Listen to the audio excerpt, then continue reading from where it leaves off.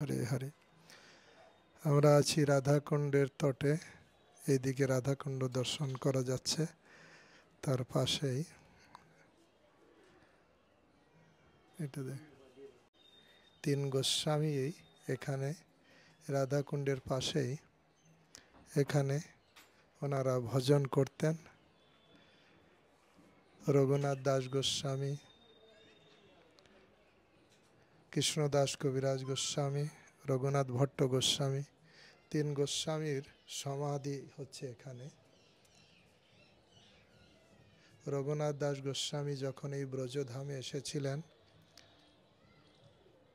তিনি আগে পুরীতে ছিলেন, স্বরূপ দামোদর গোস্বামীর আন্ডারে ছিলেন, মহাপ্রভুর সঙ্গে পুরীধামে। মহাপ্রভু যখন অপ্রকট হলেন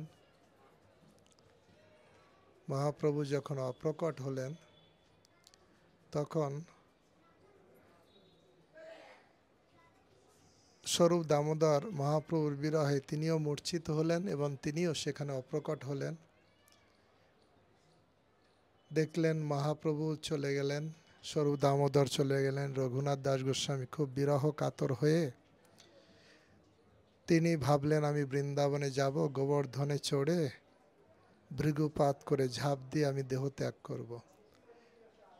তাই মনে করে তিনি এই ব্রজধামে আসলেন। রঘুনাথ দাস গোস্বামী ভাবলেন, রূপ গোস্বামী সনাতন গোস্বামীর একটু চরণ দর্শন করি। চরণ দর্শন করলেন। রূপ গোস্বামী সনাতন গোস্বামী রঘুনাথ দাসের মনোভাব বুঝতে পেরে মরতে দিলেন না, নিজের তৃতীয় ভাই করে সঙ্গে রাখলেন।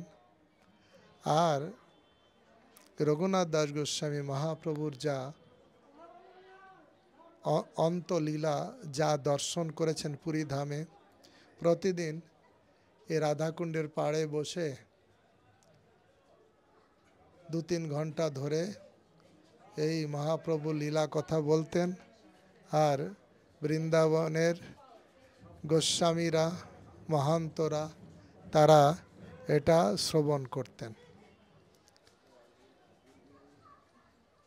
এবং রঘুনাথ দাস গোস্বামী যখন কথা বলতেন, সেই কথা শ্রবণ করার জন্য কৃষ্ণদাস কবিরাজ গোস্বামীও সেখানে থাকতেন, শ্রবণ করতেন।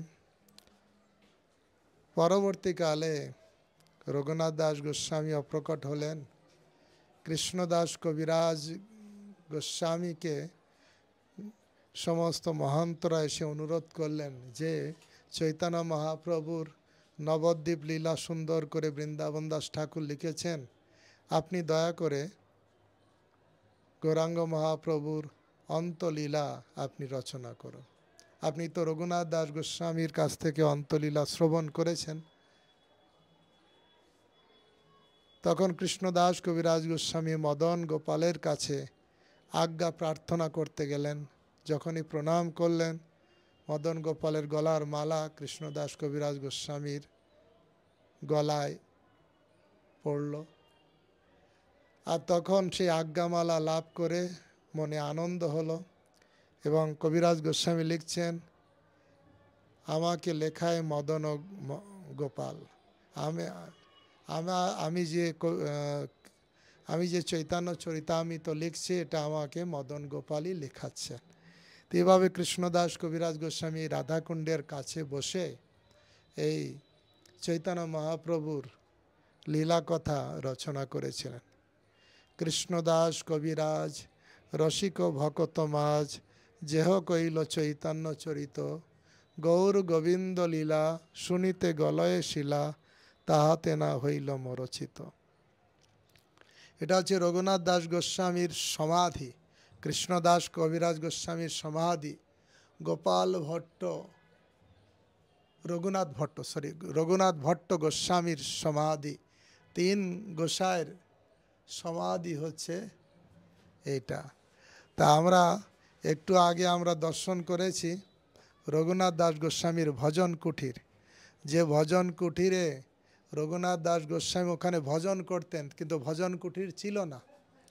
উনি যখন ভজন করতেন, একদিনের ঘটনা এরকম, ভজন করছেন আর এরকম রোদ্দুর পড়েছে আর মাথায় খুব রোদ্দুর লাগছে। তখন রাধারানী এসে আঁচলের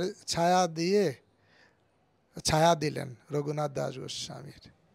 দূর থেকে সনাতন গোস্বামী দেখলেন যে রাধারানী স্বয়ং এসে রঘুনাথ দাস গোস্বামী ভজন করছেন, এই রাধাকুণ্ডের পাশে রোদ্দুর লাগছে বলে এরকম আঁচল দিয়ে ছায়া দিচ্ছেন।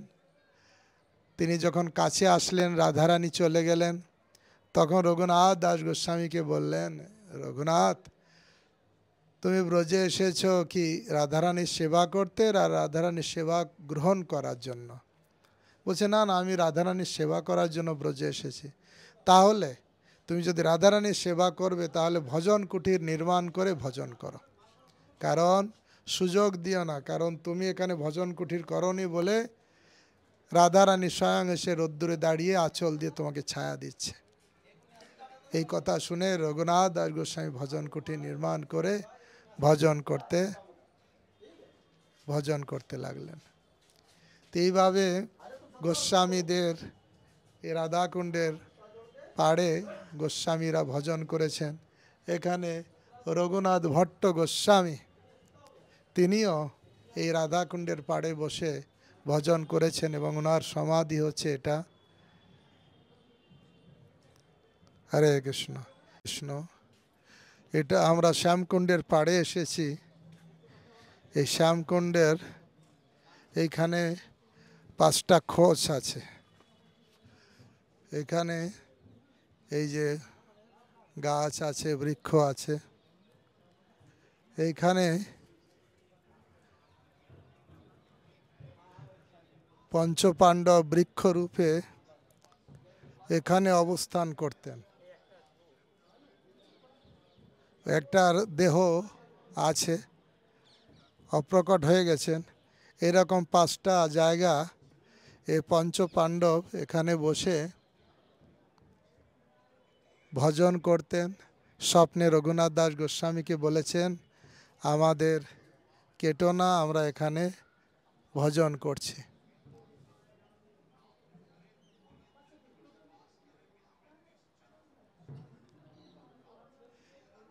এর ভিতরে ভজন কুটির আছে। রঘুনাথ দাস গোস্বামীরও ভজন কুটির, বিশ্বনাথ চক্রবর্তী ঠাকুরের ভজন কুটির এর ভিতরে আছে।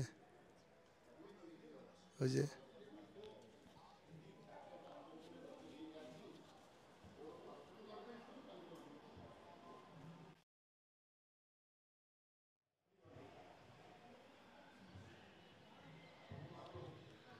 শ্যামকুণ্ড দেখছেন।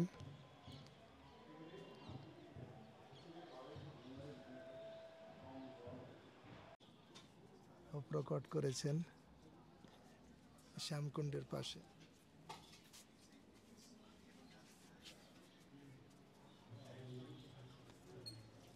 হরে কৃষ্ণ।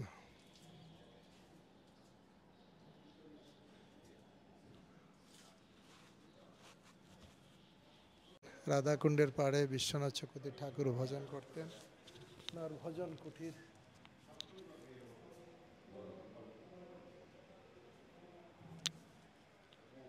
বিশ্বনাথ চক্রবর্তী ঠাকুরের ভজন কুটির কাছে। আর এই হচ্ছে এটা রঘুনাথ দাস গোস্বামীর ভজন কুটির। এই যে এই চিত্রটা এখানে আছে, যেখানে রাধারানী রঘুনাথ দাস গোস্বামীকে ছায়া দিচ্ছেন।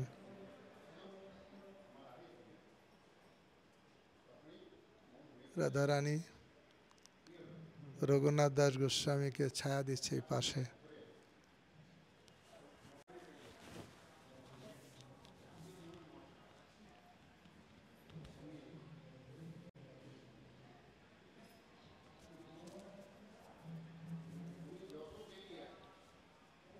হরে কৃষ্ণ। এসব গোস্বামীদের ভজন কুটির এখানে।